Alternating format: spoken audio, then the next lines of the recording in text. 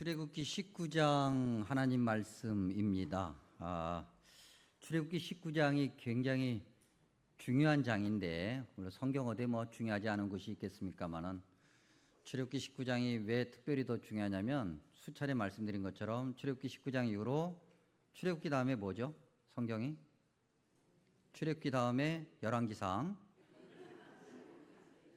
출애굽기 다음에 신명기, 출애굽기 이제 창세기, 출애굽기, 신명기, 레위기, 창세기, 출애굽기, 그 다음에 레위기, 그 다음에 신명기. 다시 얘기해봐요. 창세기, 출애굽기, 레위기, 신명기. 아는 사람은 알고 모르는 사람은 진짜 신명기인가 보다. 창세기, 출애굽기, 레위기, 민수기죠. 창세기는 창조 이야기고, 그 다음에 출애굽기는 출애굽 이야기죠. 그리고 난 다음부터 19장에서부터는 이스라엘 백성도 오늘 말씀에 기록된 것처럼 1절에 애굽 땅을 떠난 지 3개월에 시내 광야에 이르러서, 그 다음에 시내 산에 이제 앞에 즉 일명 거기 이제 머무르면서 언제까지 머무르냐면 레위기, 그 다음에 민수기 10장 11절까지 머물러요. 시간으로 따지면 광야 40년 중에서 시간으로 따지면 얼마 안 돼요. 그런데 성경 분량으로 따지면 출애굽기 19장 이후로 레위기, 민수기 10장 11절까지니까 굉장히 많은 분량을 그 시내산 앞에서의 이야기로 채우죠. 굉장히 중요하다고 하는 거죠. 그만큼. 그 왜 중요하냐면, 출애굽한 이스라엘 백성들, 출애굽할 때는 이제 정신이 없었어요. 그래서 출애굽하고 난 다음에 어느 정도 좀 애굽 땅에서 이제 떨어지고 난 다음에 한숨 이제 고르는 거죠. 한숨 고르면서, 자 이제 모여봐. 너희들이 잊어버리고 있는 것이 있는데, 너희들은 하나님의 백성이야. 하나님의 백성이 뭐 하는 사람들이냐면 하면서 그 하나님 백성의 정체성을 알려주는 거죠. 그런데 출애굽기 이후에 레위기에서부터 확인하게 되면, 이미 출애굽기에도 드러납니다만, 하나님의 백성은 예배하는 백성이라는 거죠. 하나님을 예배하는 거예요. 그리고 하나님을 예배하는 자이기 때문에 이렇게 살아가야 되는 거야 라고 하는 그 삶의 예시, 그런 것들을 가득 채워 놓습니다.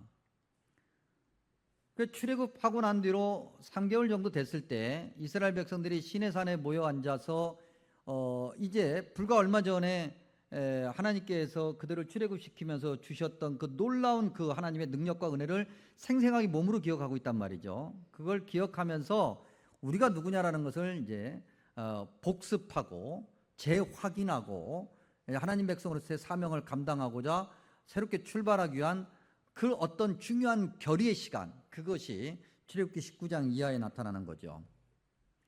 오늘 우리가 읽은 말씀은 그 시작점, 그 출발을 이야기하는 건데, 그 출발에서 우리가 한 3가지 정도를 보게 됩니다.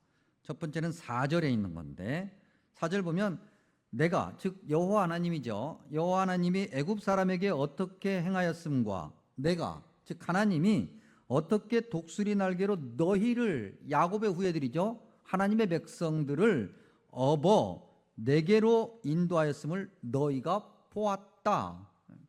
방금 전에도 말씀드린 것처럼 지금 이 순간, 즉 출애굽기 19장 이 순간 이스라엘 백성들, 야곱의 후예들은 불과 얼마 전에, 아무리 길어도 몇 개월 전에 출애굽 그 당시에 있었던 일들, 하나님의 놀라운 10가지 재앙을 통한 하나님의 능력, 그 다음에 그들이 어떻게 홍해를 건넜으며 그들이 어떻게 지금 이 자리에 있는가, 이걸 생생하게 기억하고 있는 거예요.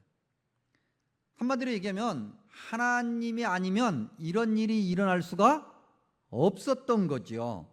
하나님이 아니면 이런 일이 가능할 수가 없었던 거예요.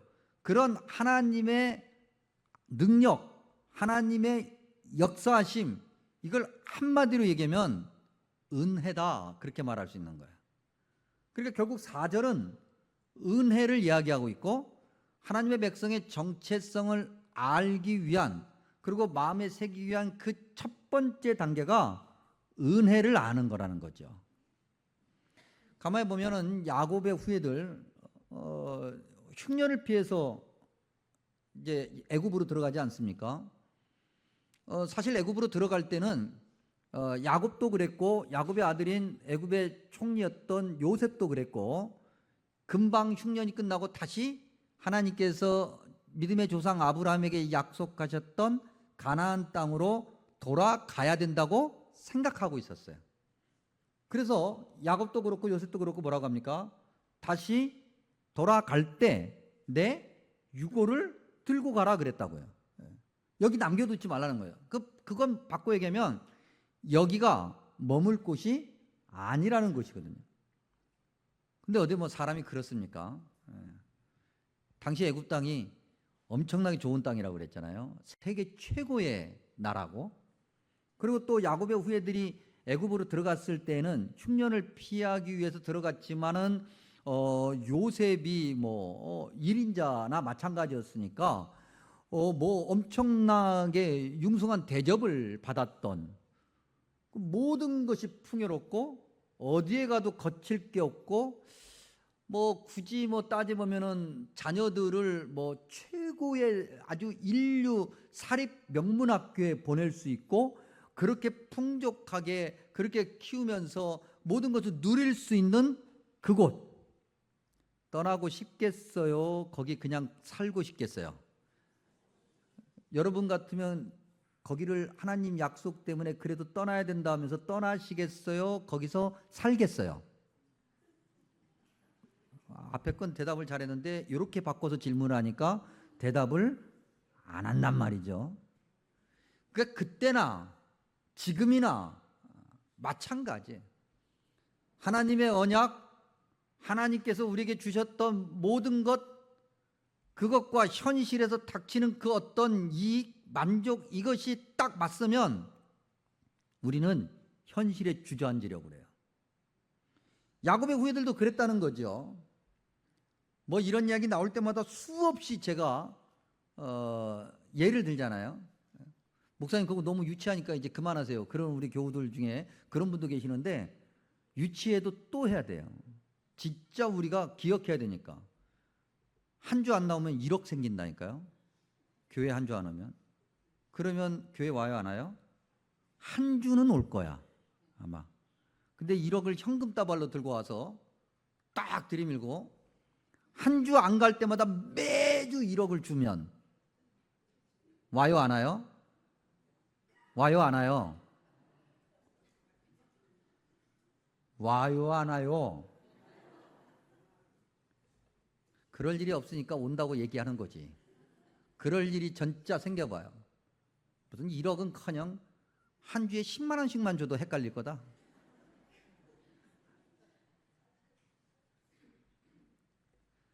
하나님의 은혜, 그 은혜가 있는데 애굽 땅에서 살다 보니 이게 더 좋은 거예요. 은혜를 잊어버리죠. 그래서 그 시간이 무려 430년, 30년 툭 떼도 400년. 긴 시간이죠. 그 시간 동안 자기들이 노예로 전락했는데도 몰라요. 여기가 너무 좋아. 그래서 거기에 머물죠. 그러고 보니까 성경은 항상 하나님의 은혜로 시작을 해요.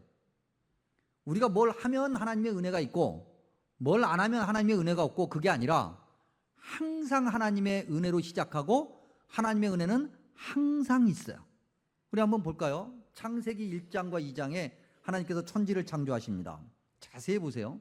하나님께서 모든 우주를 창조하시고 지구를 창조하시고 그 다음에 살 수 있게끔 아주 좋은 곳으로 만들어 놓으시고 그걸 우리가 에덴 동산 또는 낙원이라고 얘기하잖아요. 그렇게 만들어 놓고 그 다음에 맨 마지막에 뭘 만드셨어요? 사람. 그리고 난 다음에 사람을 거기다 놓으시고 야 이제 편안하게 잘 살아? 이렇게 하셨어요. 사람이 만들어져서 살려고 하다 보니까 모든 것이 다 갖춰져 있는 거예요. 모든 것이 준비되어 있어요. 하나님께서 창세기 첫날 사람을 만드시고 그 다음에 사람에게 얘기하시기를 자 이제 내가 너를 만들어 놨으니 네가 알아서 잘 살아봐라. 우주도 좀 만들고 지구도도 좀 만들고 거기에 나무도 좀 심고 거기에서 뭐 이렇게 저렇게 동물들 좀 키우면서 그렇게 살아봐라라고 말씀하시지 않으셨어요. 모든 것을 다 해놓으셨어요. 그리고 그 모든 것을 심지어는 창세기 3장 타락하고 난 다음에도 지금까지 2025년 8월 지금까지도 그 모든 것을 모든 인류에게 공평하게 공짜로 주셔요. 공짜잖아요, 여러분. 그렇죠? 공짜잖아요. 쉬는 날이 되면 해외여행 간다고 여기도 가고 저기도 가서 구경해야 된다고 그것도 다 공짜예요, 여러분. 하나님께 돈 내시고 가시는 분 손 들어보세요.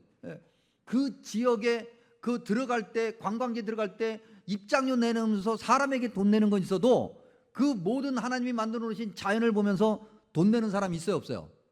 한 명도 없어요. 한 명도. 목사님들도 돈 안 내요. 목사님들도. 아무도 돈 내는 사람 없어요.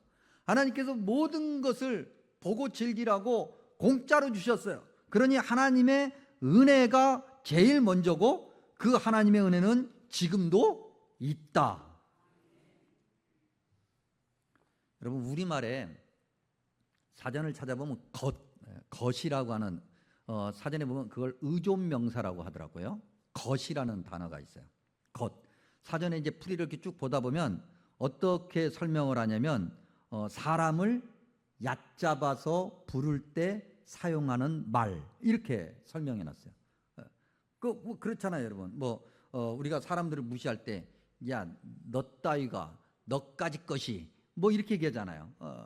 이렇게 얘기할 때 그다음에 아우 이것을 그냥 확 할 때 사람이 누군가를 무시할 때 아우 이분을 그냥 확 이렇게 얘기하는 사람은 아무도 없어요. 그 순간은 다 것이 돼버려요. 다 아우 저것이 그냥 이렇게 돼요. 다 것이 돼버리는 거예요. 하나님께서 우리에게 모든 것을 은혜로 주셨고 공짜로 주셨고 그렇게 모든 인류가 그것을 마음껏 누리며 사는데 사람들이 그것이 하나님의 은혜인지를 몰라. 더더욱이 그리스도인이라면 당연히 그것이 하나님의 은혜인 걸 고백하며 살아야 되는데 하나님의 은혜인지를 몰라. 모르는 것뿐만 아니라 무시하기까지 해요. 그러면 그 순간 우리는 것이 돼요. 사람이 아니라 무슨 인권 같은 소리 하고 있어. 것이 되는 거예요. 것. 그냥 길에 돌아다니는 돌만도 못하고 길바닥에 굴러다니는 개똥만도 못한 것이 돼요. 우리 스스로가 하나님의 백성에서 단숨에 천하고 얕잡아 볼 만한 것으로 우리 스스로를 그렇게 만든다는 거죠. 케냐 선교사님이 이제 한국 일정을 마치시고 이제 케냐로 다시 돌아가십니다. 근데 이제 제가 이게 설교 준비하면서 선교사님이 한 번 더 오셔서 이제 저하고 마지막 인사하고 이제 그러셨는데 가만히 생각해 보니까 고아원 사역을 딱 4년 전, 지금 5년째 이제 들어가는 거예요. 2021년 1월에 시작을 하셨으니까요. 근데 그때 첫 시작했을 때 이제 첫 아이들이 이제 얼마 안 몇 명 안 되는 거예요. 그때는. 그리고 이제 뭐라고 할까요? 그 아이들이 아직 어려요. 뭐 6살, 5살, 7살 이런 아이들을 중심으로 해서 한 20여 명 정도 그렇게 고아원에 처음 받았을 때 그래서 이제 그 아이들이 주일이 되면 그 바로 옆에 그 동네에 교회가 있어요. 그래서 같이 선교사님과 협력하는 교회인데 그 교회에 이제 주일 예배를 드리러 이제 가는 거예요. 첫 예배를 드리러 가는 거죠. 그걸 뭐라고 해야 될까요? 그 교회에서 이제 고아원에 아이들이 들어온 것을 환영하고 그다음에 첫 예배 드리는 것을 환영하는 환영 예배를 이제 준비하죠. 그걸 뭐라고 그럴까요? 입학은 아니고 입소는 왠지 모르게 좀 교도소 가는 것 같고 입대는 군대 가는 거고 고아원이니까 입원 왠지 모르게 병원에 가는 것 같고 뭐라고 해야 되죠? 아무튼 입등록 뭐라고 아무튼 뭐 그런 거. 그렇게 해서 이제 환영을 하면서 그래도 첫 아이들이니까 교회가 나름대로 준비를 해서 이렇게 5실링짜리 2개 동전인데 5실링 2개 10실링이잖아요.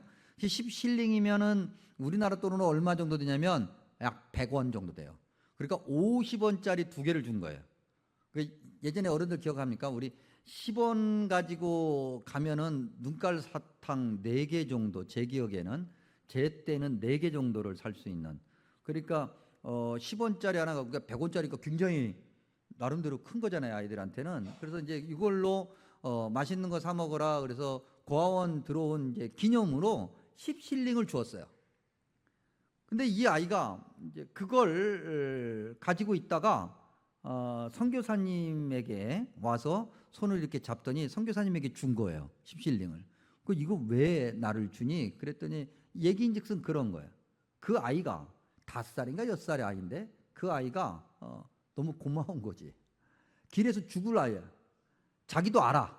5살 6살짜리 아이가 이제 나는 길바닥에서 곧 죽을 거야. 죽어도 누구 하나 거들떠보지도 않을 거예요. 그런데 고아원에 왔어요. 그랬더니 집이 너무 좋아. 길바닥에서 자는 아이인데 집이 너무 좋고 새끼 다 먹을 수 있고 심지어는 옷도 주고 교회 가서 예배도 드릴 수 있어. 너무 고마워. 너무 고마운데 이 고마운 건 저 선교사님이 나를 받아줬기 때문이라는 거죠. 그래서 그 고마움의 표현을 자기가 뭐 들을 게 없는데 마침 10실링이 생긴 거예요. 그래서 선교사님 손에다가 이렇게 주고 우리로 말하면 고맙습니다 인사한 거예요. 자기를 거둬준 거에 대한 그 은혜에 대한 감사 표시를 한 거죠. 자기가 지금 가진 것 생애 처음 전 재산 10실링 100원 드린 거예요. 선교사님에게 드린 것은 바꿔 얘기하면 하나님께 드린 거야. 여러분, 저와 여러분이 사는 것이 주님의 은혜인 줄 믿으십니까? 그러면 가지고 있는 거 다 하나님께 드리세요. 아멘이 없어? 요건 아멘하기 싫죠. 우리나라 이제 최초의 여성 전문 병원이 있습니다. 이제 우리나라에 이제 의료 선교사들이 들어왔을 때 광해원, 정동병원 이런 게 있어요. 근데 알렌 선교사가 광해원, 그 광해원이 나중에 제중원이라고 이름이 바뀌고요. 여러분들이 알고 계신 것처럼 그 제중원이 오늘날 세브란스 병원입니다. 신촌에 있는 세브란스 병원이거든요. 그런 어떤 의료 선교사들이 들어왔어요. 근데 이제 그 의료 선교사들은 이제 남자들이거든요. 당시 남녀가 너무나도 뚜렷하게 구별되어 있고 반상의 계급이 뚜렷하니까 여성들은 갈 수가 없는 거예요. 와서 외간 남자, 그것도 서양 남자한테 발목도 보여주면 안 돼. 그러니까 어떻게 아무리 아파도 몸을 해치고 자기 아픈 부위를 보여줄 수가 없는 거죠. 그러니까 여성들이, 특별히 가난한 계층의 여성들이 치료를 받을 수가 없어요. 그래서 스크랜턴이라고 하는 이제 의료 선교사가 이렇게 다시 미국 선교본부에 얘기하고, 그래서 이제 여성 의료 선교사가 처음 옵니다. 그게 이제 하워드라고 하는 여성 선교사가 와서 이제 그 선교사가 이제 그 여성들을 이제 치료하기 시작해요. 여성이니까 여성을 치료하는데 약 2년 사역하다가 이 사람이 병나 버렸어요. 왜냐하면 매일 하루에 거의 평균 10명 정도의 환자를 보는 거예요. 여성 환자를. 그러면 1년 365일에 65일 빼고라도 몇 명입니까? 1년이면 3,000명 정도를 혼자 보는 거예요. 혼자. 너무 지쳐 나가 떨어지는 거죠. 어쨌든 그렇게 하다가 하워드 선교사가 이제 너무 이제 아파서, 몸이 아파가지고 그가 이제 본국으로 돌아가고, 그 다음에 그를 뒤이어서 셔우드라고 하는 여성 선교사가 또 와요. 역시 마찬가지예요, 상황은. 그러니까 명성황후가 이 병원을, 여성 전문 병원에 이름을 이제 붙여주는데, 그게 뭐냐면 보구여관이다. 그래서 그렇게 사람을 구제하는 그러한 곳이다. 그래서 보구여관, 여성들을 치료하는 전문 병원이다. 그것을 이제 어디서 시작을 하냐면 이화학당, 오늘의 이화여자대학교죠. 이화여자대학교 안에서 그 보구여관이 시작됩니다. 그리고 오늘날 그 보구여관이 2대 부속병원이에요. 이런 거 다 알고 계세요, 여러분? 그러니까 세브란스 병원 가고 2대 부속병원, 꼭 그런 세브란스 2대 부속병원 외에도 기독교인들이 세운 병원이 굉장히 우리나라에 많습니다. 근데 그런 병원에 가면서 우리가 다 감사하면서, 야, 이렇게 하나님께서 선교사를 보내주셔서 이 병원이 생겼다고 감사하면서 가는 그런 환자들이 있겠죠. 우리 희망을 가집시다. 있겠지. 설마 있겠지. 어쩌다가 있겠지. 어쨌든 근데 그 셔우드라고 하는 선교사가 이제 본국에 선교 보고를 하는데요. 이런 기록이 있어요. 이제 어느 한 여인 이야기라는데 어느 남의 집 종살이하는 여인의 아들, 그러니까 노비죠, 노비 여자 노비의 아들을 이 셔우드 선교사가 치료했어요. 그랬더니 여자 그 노비가 매일 찾아와서 울어요. 그러니까 도대체 왜 아들도 다 낳았는데 왜 그렇게 매일 우냐, 찾아와서. 그랬더니 이 여인이 그렇게 얘기하는 거예요. 너무너무 감사해서 뭔가를 갚아야 되는데 갚을 게 아무것도 없어. 그래서 내 몸이라도 팔아서 뭐라도 갖고 싶은데 자기 몸도 자기 게 아니야. 자기 주인이 따로 있으니까. 그래, 자기 몸도 자기가 팔 수가 없어요. 뭘 할 수가 없어요. 그래서 너무 죄송하고 너무 미안해서 날마다 우는 거예요.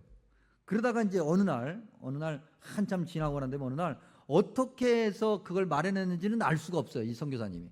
근데 어느 날 달걀 한 꾸러미를 갔어요. 여러분들 우리 어르신들 기억하십니까? 옛날에 달걀 한 꾸러미를 뭐에다가 싸가지고 왔어요?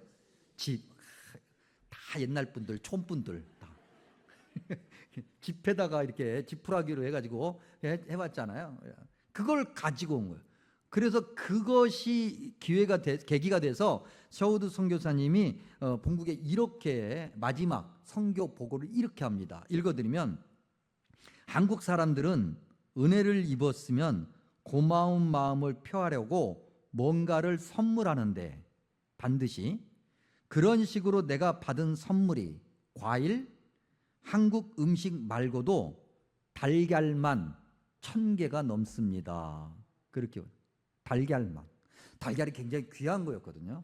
그래서 다 지고, 그리고 또 방금 막 달걀 알을 낳으면 따뜻하잖아요. 그거 식을까봐. 그래서 후딱 해가지고, 그리고 지푸라기 거기다 탁 담아서 가지고 왔던 그 믿음의 선조들의 이야기. 우리 민족은 그랬다는 거죠. 그래서 은혜를 입으면 반드시 갚아. 뭐라도 해서 갚아야 되고, 한 번만 갚지 않아요. 평생 갚아요. 그런 믿음의 고백으로 하나님 은혜에 감사해서, 보이는 하나님이라면 하나님께 직접 가겠지만 하나님이 보이지 않으니 저 양반이 하나님인 것 같은 거예요, 선교사님이. 그래서 그 선교사님에게 아프리카 어린아이처럼 그렇게 은혜를 갚는 그러한 믿음의 열정으로 오늘의 대한민국이 있게 된 거예요. 그런데 오늘 어떤지 모르겠어요. 교회 밖에 있는 사람들은 모르겠어요. 심지어는 교회 밖에 있는 사람들도 모든 것이 하나님의 은혜인 걸 알아야 하건만, 그들은 교회 밖에 있으니까 그렇다고 쳐. 근데 교회 안에 있는 저와 여러분은 지금 우리가 이렇게 믿음 생활하는 것이 하나님의 은혜인가를 마음속 깊이 고백하고 있는가? 정말 그런가? 오늘 우리는 모든 것이 풍족해졌어요. 그래서 모든 것이 남아. 쓰레기를 어떻게 처리할까? 심지어는 음식물 쓰레기를 어떻게 처리해야 될지 몰라서 제발 좀 음식물 쓰레기 남기지 맙시다 말할 정도로. 예전에는 음식물 쓰레기가 어디 있어요? 그 안 되면 개라도 줘가지고 다 처리하지. 사람이 다 처리한대요. 근데 요즘에는 음식물 쓰레기가 아주 남아서 골치야. 이 정도로 우리가 풍성해졌는데 그것이 하나님의 은혜인 줄 아는가? 어쩌다가 하나님의 은혜인 줄 알고서 그래서 감사한금 한번 하고 그 다음에 그걸로 끝. 그러면 그나마 다행이야. 그나마 나은 거예요. 평생 신앙생활에도 하나님의 은혜인 것을 깊이 깨닫지 못하고 고백하지도 않고 표현하지도 않고, 우리가 지난주에 나눴던 에베소서 말씀, 특별히 1장 7절에 이렇게 기록하고 있어요. 우리는 그리스도 안에서 그의 은혜의 풍성함을 따라 그의 피로 말미암아 속량 곧 죄사함을 받았느니라. 아멘. 믿으십니까? 주님의 은혜를 모르면, 무시하면, 가볍게 여기면 것이 되는 거예요. 천한 것이 되는 거예요. 하나님의 형상으로서, 하나님의 백성으로서 귀한 자로 그렇게 선택받았는데 우리 스스로 천한 것으로 전락한다는 거죠. 하나님께서 야곱의 후예들을 시내산에 불러 앉혀놓고 하나님의 백성은 이런 자여야 되고 하나님의 은혜를 입은 자라고 하는 것을 기억하라고 시작을 해요. 그리고 난 다음에 5절에 보니까 주님의 은혜를 그렇게 아는 자는 여호와 하나님의 말씀을 잘 듣고 하나님의 언약을 지켜야 한다 그랬어요. 우리말로 번역되어 있는 말씀이라고 하는 것은요, 사실은 글자 그대로 표현하면 소리예요. 소리. 하나님의 음성, 하나님의 발화, 이거예요. 하나님께서 말씀하신다는 거죠. 그리고 듣는다라고 하는 것은 원문에 보면 듣는다라고 하는 단어가 2번 나와요. 우리가 잘 알고 있는 단어예요. 쉐마예요. 샤마 동사로는. 그러니까 듣는 거 또 듣는 거 2번 강조하니까 우리말로 그래서 잘 듣고 그렇게 번역을 한 거예요. 이때 이 단어는 그냥 귀로 듣는 것이 아니라 마음으로 듣고 그대로 거기 조건을 달지 않아요. 생각해 보겠습니다. 나중에요. 지금 바쁘니까요. 그러지 않아요. 듣는 순간 하는 거예요. 그리고 그 언약, 하나님의 약속, 아브라함에게 베푸셨던 은혜의 약속, 그걸 기억하고 간직하고 그러니 그 말씀대로 살겠다라고 하는 고백으로 나아가야 되는 거죠. 성경에 기록된 하나님의 약속을 믿고 그 말씀대로 순종하며 하나님께서 우리에게 주신 은혜를 간직하고 그 은혜에 응답하고 보답하고자 하는 것이 하나님 백성의 올바른 모습이라는 거죠. 그래서 하나님 말씀을 보자고 하는 거예요. 성경 보자고 하는 거예요. 성경 안에 하나님의 은혜가 잔뜩 담겨 있다고요. 우리가 살면서 세상에 취해서 잊어버리더라도 하나님 말씀을 다시 볼 때 잊어버리지 않고 다시 기억나는 그 하나님의 말씀을 그래서 봐야 되고 듣고 순종해야 된다고 하는 거예요. 그런데 징글징글하게 안 보더라고. 그렇지 않아요? 로마서 통도 얼마 몇 분이 오는지 내가 보겠어. 하여튼 몇 분이 오는지. 자, 오늘 말씀 들으니까 그래, 하나님 은혜를 아는 자는 하나님 말씀에 잘 순종해야 돼. 그러니 우리가 하나님 말씀을 알아야 되겠지. 자, 그래서 나는 오늘 꼭 로마서를 신청해야지 라고 믿음의 결심을 하는 사람 오른손 들어봐요. 버쩍 들어, 버쩍. 그냥 내가 하나님, 이게 근데 불경건한 말이다. 여러분, 그리스도인들조차도 하나님의 은혜를 머리로 알아요. 아멘은 잘해. 그런데 내 삶에 있는 모든 것을 계산해. 하나님, 아무리 따져봐도 이건 은혜가 아니에요. 내가 왜 이런 일을 겪어야 돼요? 내가 왜 이런 꼴을 당해야 돼요? 이건 은혜가 아니죠. 하나님, 이런 거 주시려고 나한테 그랬어요? 은혜면 은혜다운 걸 주세요. 그러면 좋아요. 은혜다운 게 뭔데요? 우리가 원하는 은혜가 뭐예요? 돈 잘 버는 거겠지. 내 자식 출세하는 거겠고, 안 아픈 거겠고, 모든 것이 내 계획대로 내 생각대로 다 잘 되는 것이겠지. 그러면 하나님은 뭐가 필요해요? 하나님이 뭐가 필요해요? 내가 원하는 대로 다 잘 돼야 되는데 하나님이 주인이 아니라 내가 주인이지. 하나님은 그저 내가 부리는 종이고 끼껏 해봐야 도깨비 방망이 정도밖에 안 되는 거예요. 창조주 하나님을 우리가 그렇게 마음대로 움직이고 마음대로 내가 사용하고 마음대로 움직이고 그러한 어떤 교만함이 우리에게 있는 거예요. 그렇게 우리가 하나님의 은혜를 마음 깊이 새기지도 않으면서 우리는 하나님의 은혜 받은 자라고 천국 백성이라고 뻔뻔하게 살아요. 목사님 저도 부끄럽죠, 여러분? 안 부끄러워요? 안 부끄러워요? 부끄러운 줄 알아야 돼요. 우리는 부끄러운 거예요, 사실은. 그럼에도 부끄러운 우리를 하나님이 다시 품 안아 주시고 하나님의 은혜로 이끌어 주신다. 얼마나 감사해요. 그러면 이제 우리가 무엇을 해야 될까? 6절에 제사장 나라가 되며 거룩한 백성이 되어야 된다. 이건 그냥 당연한 결과예요. 4절과 5절을 하면 6절은 그냥 당연한 거예요. 베드로 전서 2장 9절에서 또 얘기해요. 너희는 택하신 족속이요, 왕같은 제사장이요, 거룩한 나라요, 그의 소유가 된 백성이니. 그 이유가 뭐예요? 주님께서 우리를 어두운 데서 불러, 죄악 가운데서 우리를 불러 출애굽시키셔서 우리를 귀한 빛에 들어가게 하셨어요. 설명이 안 되는 은혜의 자리로 들어가게 하셨어요. 한 번도 가보지 않은 약속의 땅으로 들어가게 하셨어요. 그 이유는 주님의 아름다운 덕, 은혜, 그 은혜를 선포하게 하기 위함이다. 출애굽한 야곱의 후예들, 십자가 대속의 죽음으로 죄에서 해방된 그리스도인들, 우리가 가져야 될 정체성이 바로 이런 거죠. 근데 야곱의 후예들이 이미 우리가 알고 있듯이 어떻게 했어요? 그 하나님의 말씀을 잘 마음에 새기고 하나님 백성 정체성을 잘 간직하며 그렇게 끝까지 살아갔습니까? 우리는 성경을 통해서 금방 알 수 있어요. 지금 새벽기도 말씀, 에스겔서 말씀을 나누고 있고 오후 예배 때는 예레미야 애가 나누고 있잖아요. 거기 보면 뭐라고 기록되어 있어요? 하나님을 조롱했다 그랬어요. 에스겔서에도 조롱이라는, 하나님을 조롱해요. 하나님의 은혜를 값없는 것으로 만들어요. 모든 인류가 하나님의 은혜를 알아야 돼요. 왜냐하면 모든 인류가 하나님이 만들어 놓으신 것을 공짜로 사용하니까. 하물며 하나님의 백성은 말할 것도 없어요. 그런데 하나님의 백성조차도 하나님의 은혜를 그냥 가볍게 여기며 산다. 그러니 하나님을 조롱하는 거죠. 결국 그 결과가 어떻게 됐었어요? 패망했다. 망했다.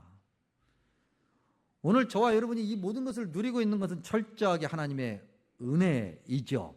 그러니 하나님 백성이라면 그 은혜 앞에 합당한 믿음의 고백을 해야 되겠고, 우리의 믿음의 모습도 바뀌어야 되겠고, 그렇지 않으면 망하는 거예요. 망하는 거예요.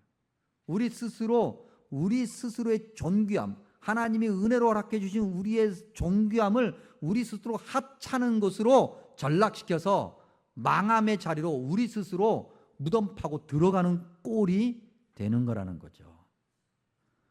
오늘 한국교회가 이렇게 저렇게 세상에서 뭐 손가락질 받고 그렇습니다. 너무나도 안타깝죠. 그러면 손가락질 받는 이 상황에서 우리는 뭘 어떻게 해야 될 건가? 왜 손가락질하지? 아, 옆 교회가 저렇게 하니까 손가락질 받는 거구나. 쟤네가 문제네. 쟤네가 문제야. 그럴 일이 아니에요, 여러분. 내가 문제지, 내가 문제죠.